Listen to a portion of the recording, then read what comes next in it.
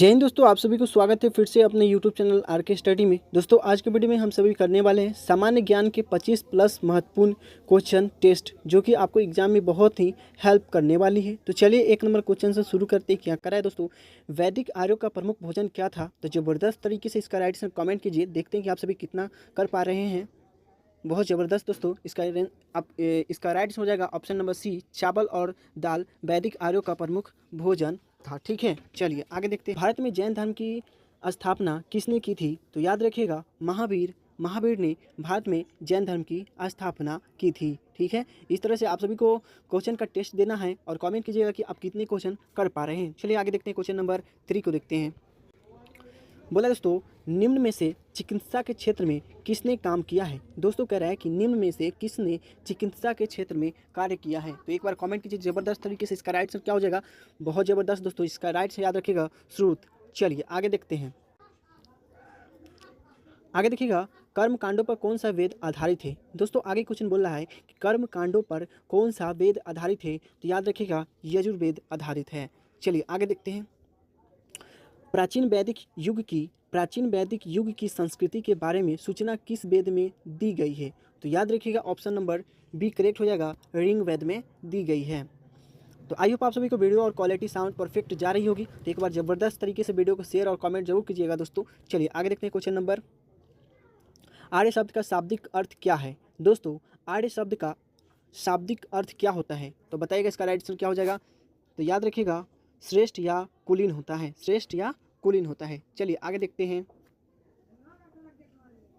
बोला दोस्तों, कुल वेद कितने हैं? कुल कितने वेद हैं? तो बताइएगा कितने हैं? तो 4 है, ऋग वेद, यजुर्वेद, सामवेद, अथर्ववेद। ठीक है, वेदों की संख्या 4 है। चलिए आगे देखते हैं।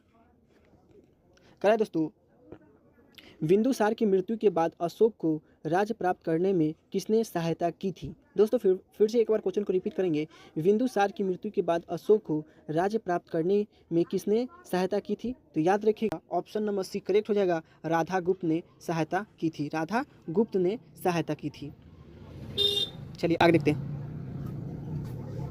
बोला दोस्तों, सिंधु घाटी, देखिए आगे क्वेश्चन बोला है दोस्तों, सिंधु घाटी सप्ताह के समय लोग किसकी पूजा करते थे? दोस्तों जब सिंधु घाटी था तो उस समय के लोग किस भगवान को पूजा करते थे? तो याद रखिएगा ऑप्शन नंबर ए करेक्ट हो जाएगा, पशुपतिनाथ को पूजा करते थे। ठीक है, पशुपतिनाथ की पूजा करते थे सिंधु घाटी के लोग। चलिए आगे देखते हैं दोस्तों। 25 क्वेश्चन बहुत ही महत्वपूर्ण होने वाली है, तो आप सभी टेस्ट को ध्यानपूर्वक दीजिएगा। चलिए आगे बोला दोस्तों, ऋग वैदिक आर्य कौन सी व्यवसाय करते थे? दोस्तों जब ऋग वेद के जो लोग रहते थे उस समय कौन सी व्यवसाय करते थे? तो बताइएगा राइट आंसर क्या हो जाएगा?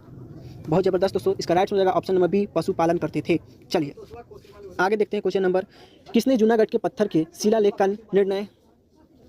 चलिए दोस्तों आगे क्वेश्चन देखते हैं। कह रहा है कि किसने जूनागढ़ के पत्थर के शिलालेख का निर्माण कराया था? तो याद रखिएगा क्या हो जाएगा दोस्तों? रुद्र दमन। क्या हो जाएगा दोस्तों? रुद्र दामन। क्या हो जाएगा दोस्तों? रुद्र दामन। चलिए आगे देखते हैं।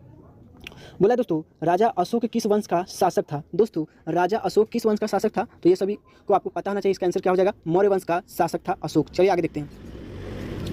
दोस्तों बोला है कि किस फल का ज्ञान वैदिक काल के समय लोगों को नहीं था? दोस्तों बोला जा रहा है किस फल का ज्ञान वैदिक काल के समय के लोगों को नहीं था? तो याद रखिएगा तंबाकू का ज्ञान नहीं था, तंबाकू का ज्ञान नहीं था। चलिए आगे देखते हैं। किस धर्म से आचार्य रंग, दोस्तों बोला है किस,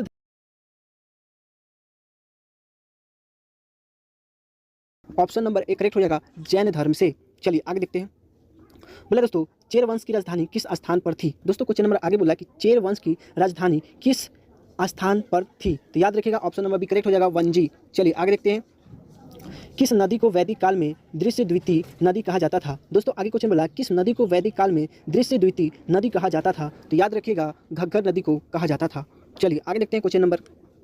त्रिपिटक ग्रंथ किस धर्म से संबंधित है? दोस्तों त्रिपिटक किस धर्म से संबंधित है? तो याद रखिएगा बौद्ध धर्म से संबंधित है, बौद्ध धर्म से संबंधित है। चलिए आगे देखते हैं। भारत का नेपोलियन कहा जाता है? दोस्तों भारत का नेपोलियन कहा जाता है तो याद रखिएगा समुद्रगुप्त को कहा जाता है। आगे बोला दोस्तों, ललितगिरी जो कि प्रसिद्ध बौद्ध स्थान है वह किस राज्य में स्थित है? तो याद रखिएगा ऑप्शन नंबर बी करेक्ट हो जाएगा, उड़ीसा में स्थित है।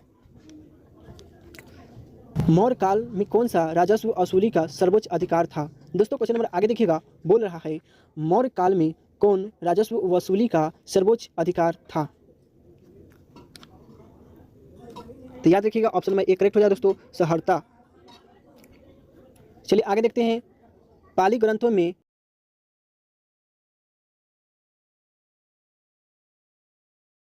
याद रखिएगा ऑप्शन नंबर ए करेक्ट हो जाएगा महावीर स्वामी को। चलिए क्वेश्चन नंबर आगे देखते हैं। किस अभिलेख में कालिदास का नाम है? दोस्तों क्वेश्चन नंबर आगे बोला किस अभिलेख में कालिदास का नाम है, तो याद रखिएगा ऑप्शन नंबर सी करेक्ट हो जाएगा आइलोह अभिलेख में। चलिए आगे क्वेश्चन बोला है बौद्ध के विश्वास के अनुसार गौतम बुद्ध का अगला अवतार किसे माना गया है? तो याद रखिएगा ऑप्शन नंबर ए करेक्ट हो जाएगा कलिक। चलिए आगे देखते हैं। आगे क्वेश्चन बोला किसके नेतृत्व में श्वेतांबर विकसित हुआ था? दोस्तों क्वेश्चन नंबर आगे बोला किसके नेतृत्व में श्वेतांबर विकसित हुआ था, तो याद रखिएगा ऑप्शन नंबर सी करेक्ट हो जाएगा स्थल बाहु। चलिए आगे देखते हैं क्वेश्चन नंबर निम्नलिखित में से गोत्र की स्थापना किस काल में हुई थी? क्वेश्चन नंबर आगे बोला दोस्तों निम्नलिखित में से गोत्र की स्थापना किस काल में हुई थी, तो याद रखिएगा ऑप्शन नंबर बी करेक्ट हो जाएगा ऋग वैदिक काल में। यहाँ पे क्वेश्चन समाप्त होती है दोस्तों। आई होप वीडियो की क्वालिटी और साउंड कैसा लगा, क्वेश्चन लेवल कैसा लगा, आप सभी कितने क्वेश्चन को कर पाए हैं एक बार कमेंट जरूर कीजिएगा। मिलते हैं फिर इसी तरह की वीडियो के साथ कल, तब तक के लिए आप सभी अपना ध्यान रखिएगा। जय हिंद जय भारत।